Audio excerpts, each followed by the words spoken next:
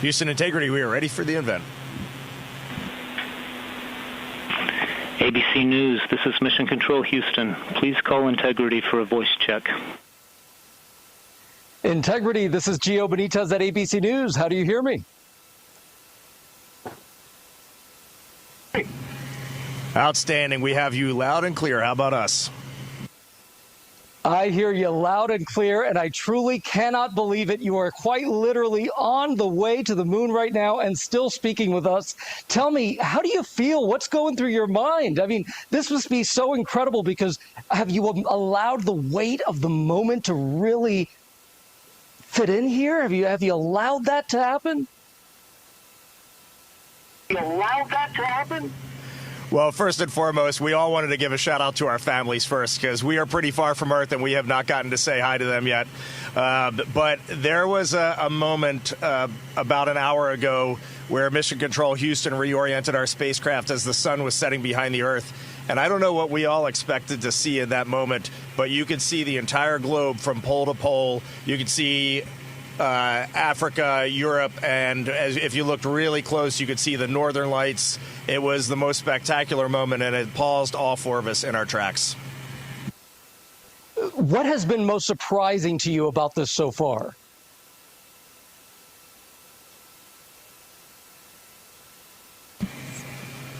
Well, I think probably one of the things that surprised all of us is when those solid rocket boosters actually lit and we left the pad. It was just a moment of disbelief. And yeah, the fact that we launched, it just totally takes you by surprise, even though you're expecting it, at least for me anyway. And I just had a huge smile across my face. Did it feel different? Because I can imagine that's such a powerful rocket that must have felt different for you.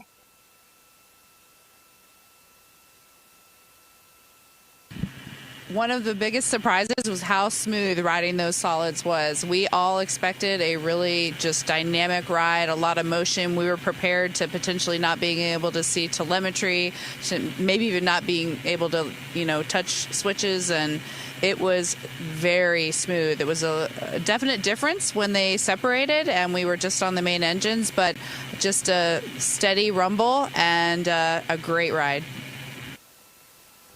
What do you want to tell Americans here at home who are watching this right now? They're quite amazed at the fact that you are speaking to us on the way to the moon right now. What do you want to tell them about this particular mission and why it's so important?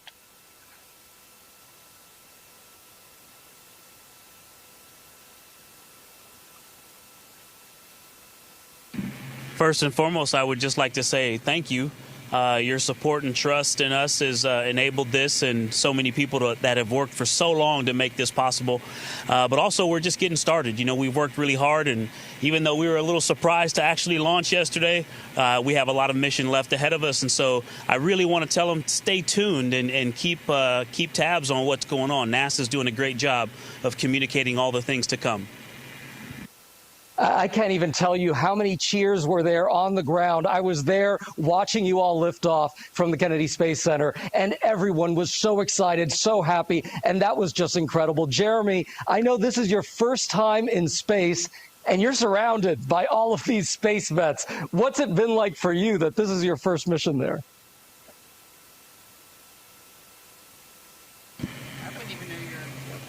There has been a tremendous amount of disbelief for me. It's just so extraordinary. I just kept saying to them yesterday, I really like it up here. I wish I could have got here sooner. It's just such a tremendous place to be. The views are extraordinary. It's really fun to be floating around, and it just makes me feel like a little kid. I heard that there was a little bit of an issue with the toilet. Which one of you was the plumber?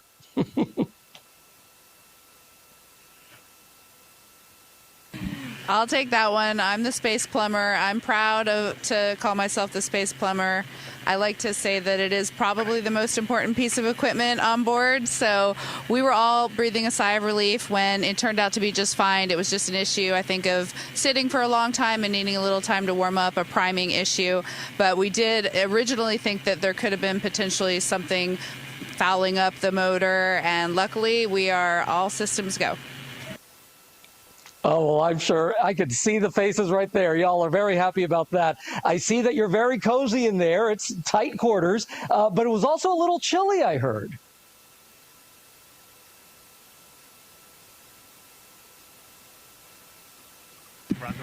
It is quite cold, and yeah, we're wishing we had the lower temperature sleeping bags with us. But right before this PAO event started, I pulled my knit cap off, and I'm ready to put it back on. But Houston's been working with us to change fan speeds and temperature set points, and we've actually been able to warm it up a lot better in the last half a day or so. Our last nap before TLI, we got a lot more comfortable. Well, that's a really interesting question. How is it that you take a nap in there? What does sleeping even look like?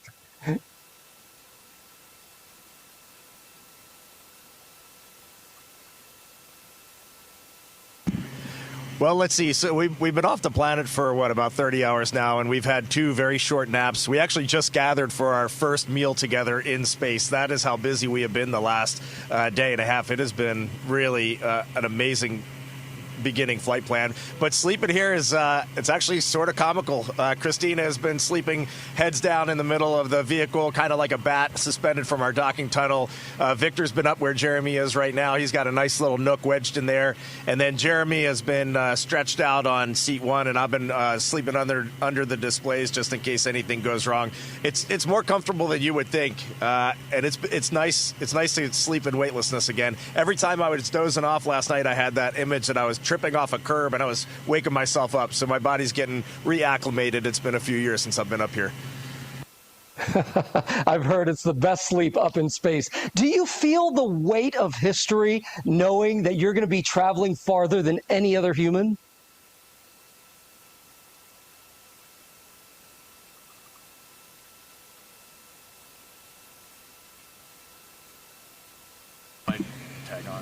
You know, it's a remarkable thing. You would think it would be weighty, but we just feel like we're lifted up by the team that supports us, and you just sort of execute the plan. A lot of people telling us how to work this and manage this vehicle, and a lot of great training, and you just kind of go step by step, which I think is pretty remarkable what this team can do, and it really highlights their excellence.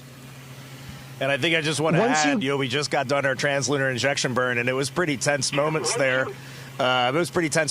For a second, and when we got done that burn, we just kind of looked at each other as a crew. We have been to the moon before in 1968 through 1972. It's been a long time since we've been back. And I got to tell you, there is nothing normal about this. Sending 4 humans 250,000 miles away is a Herculean effort, and we are now just realizing the gravity of that. Yeah, nothing normal about this. What are you most excited about once you get to the moon?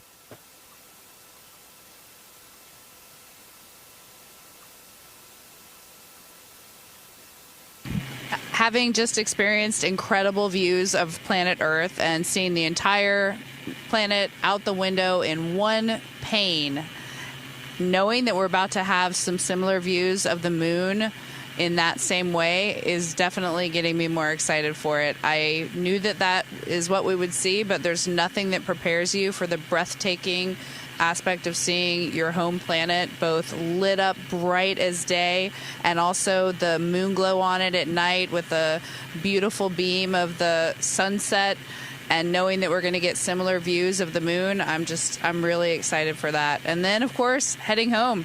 Right now, we're in our cruise phase outbound, but we'll be turning our sights back on our home planet shortly. Shorter, probably. It's going to fly by, but we're just excited for both of those milestones. As you all know, there is so much division at home right now. What is it that you're feeling, and what message do you want to send to the American people about what you're seeing out that window?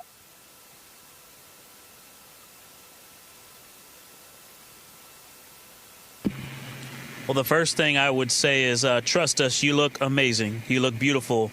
And from up here, you also look like one thing. Homo sapiens is all of us, no matter where you're from or what you look like. We're all one people. And so, this mission, one of the things that's amazing about being around and just being an astronaut, serving our countries at this time is that we get to give ourselves a mission that we can hold on to say, hey, look at what we did for for the rest of our lives. You know, we call amazing things that humans do moonshots for a reason, because this brought us together and showed us what we can do when we put, not just putting our differences aside, when we bring our differences together and use all the strengths to accomplish something great. And so this mission will give us one of those that we all can remember and hold on to for the rest of our days. And I hope people will tune in and give us a chance. Integrity, what an honor to speak with you. Thank you so much.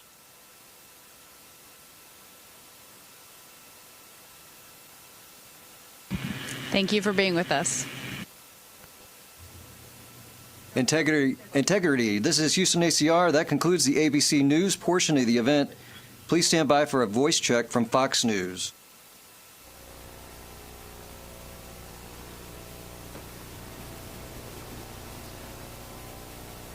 910 ready. Integrity. This is Trace Gallagher with Fox News. How do you hear me? Hey, Trace, we got you loud and clear. How about us? I've got you loud and clear. I want to explain to the audience that there is a 4-second delay, so there'll be some pause between the questions and the answers. Congratulations. How does it feel to be the first humans to leave Earth's orbit in some 54 years? Is there a difference in Earth's orbit and being outside the orbit?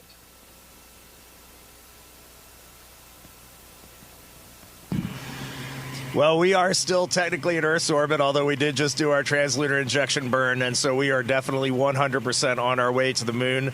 The lunar gravity will take over in a couple of days here and start pulling us around the far side. At the end of our translunar injection here about an hour and a half ago, we just really looked at each other, and I know the United States has done this 1968 through 1972, but this is unbelievable that we can put our minds to something and pull it off. This is an unbelievable technical accomplishment.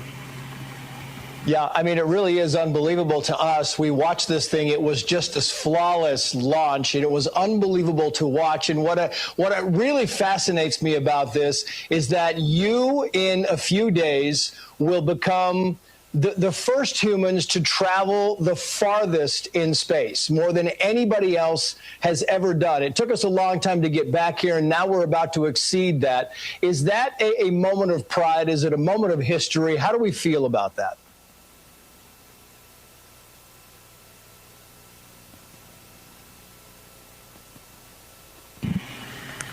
It's great you brought that up. We were aware that we would pass that milestone if we happened to launch on this date. There were other days where we wouldn't have necessarily. So we are not necessarily a crew that lives on superlatives, but it is a milestone that's important. It's important that people can understand and wrap their heads around what is the latest in what we're doing. What does this mean relative to what we've done in the past? What are we going to be pushing for into the future? We think that the journey that we've been on and all of our teams have been on with us is so much more than just one number. But we also hope that that number just keeps being exceeded and exceeded by the future crews. That's why we're here, to build a legacy for the future. You know, it's interesting because yesterday, I mean, this thing went off almost perfectly, right? It was on time. Was that surprising? Because, you know, you look back just in recent history and missions tend to be delayed, sometimes hours, sometimes days. This thing went pretty much according to what everybody was hoping it would do. Was that somewhat surprising when they said we are a go for launch?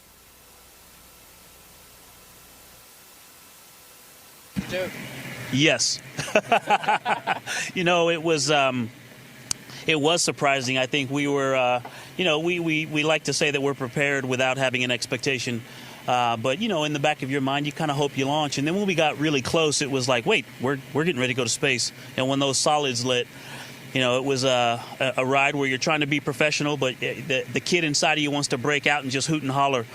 But what I wanted to say about that was, our Exploration Ground Systems team, our launch control team, they have had some time to practice since February and March and really dial in their procedures and learn and grow. And so I just want to give them some credit. It was an example of how hard they've been working lately that we launched. And it was, even though we didn't get to really watch, but it felt beautiful. Yeah, they should give themselves a big round of applause because it really, I know it felt beautiful. It certainly looked beautiful.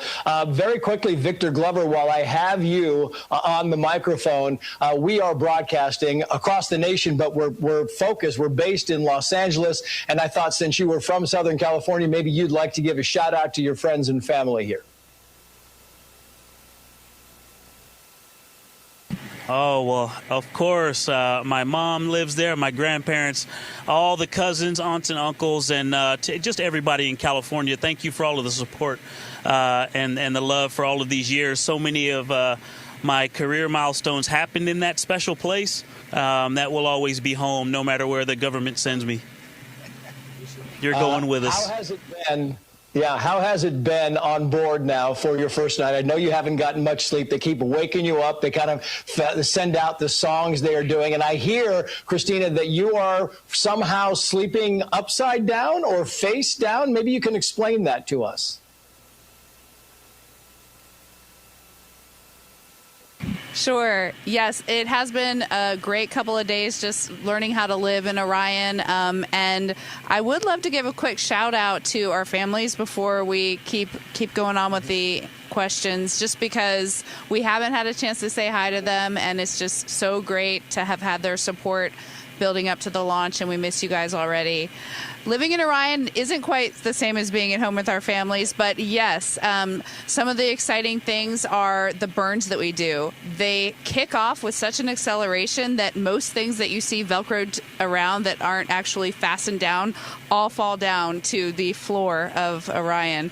But speaking of floors and ceilings, it actually is just all by convention only. There is no difference between up and down, and so yes, I've been sleeping with my feet there and my head down here, and it's very comfortable.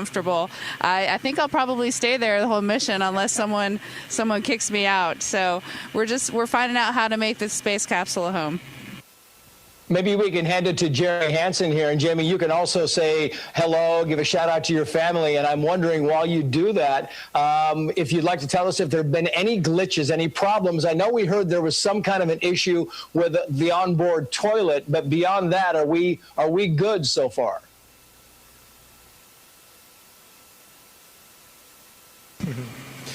Yeah, great to have a chance just to say thanks to my family and missing them, and for the support from Canadians back home. Really appreciate the opportunity to be here and do this.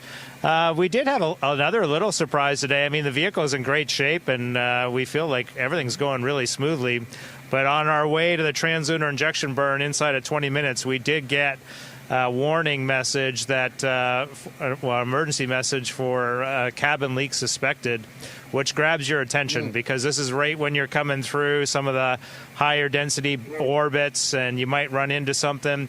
And, you go from 20 minutes to doing this burn where you're going to head to the moon to thinking about, are we going to cancel this burn, start getting in our spacesuits, and then trying to figure out how to get home in a day or less. And luckily, that was just a little anomaly, and the Houston helped us out. They confirmed they were seeing good cabin pressure, as were we on board, and we did the burn, and now we're on our way to the moon, feeling good about Integrity. She's a good ship.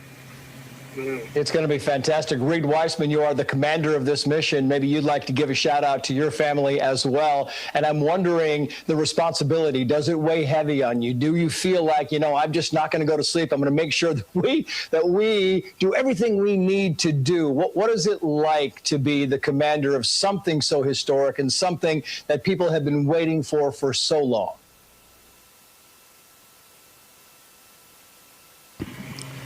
Well, to answer that, I'm learning from my crewmates here. I'm flying in space with two of the most skilled astronauts that we have, most accomplished astronauts. And Jeremy, on his first day in orbit yesterday, was just getting the job done 100%. So my job here is pretty easy. Definitely sometimes you get a little bit nervous. There's a couple things that caught our attention so far, but it's going great. And my job is very easy. I am definitely getting pulled along by my crewmates. And then you gave me the opportunity. I'm taking it. Say hi to my family, my parent, my dad back in Maryland, and my brother. Probably heading home to Washington, and then everybody back in Houston. My daughters, my girlfriend, everybody's doing great back there. Thank you. I guess really, lastly, what we really need to know is, are you happy so far with the food? Are you happy so far with the wake-up songs and the music? Any kind of request that we can make on your behalf while we get a chance to talk to Mission Control a little bit later? We get a chance to talk to Mission Control a little bit later.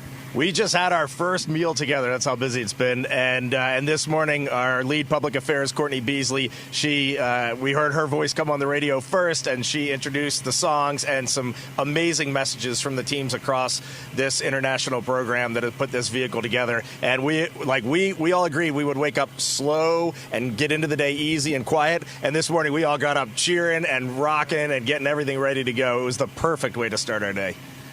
Yeah, well, you are making history. Reed Weissman, Christina Koch, Jeremy Hansen, Victor Glover. Congratulations to all of you. America, the world is with you. We are watching every moment of this journey, and we will cheer you when you get back and along the way. Thank you for joining us. Best of luck to you, and safe travels.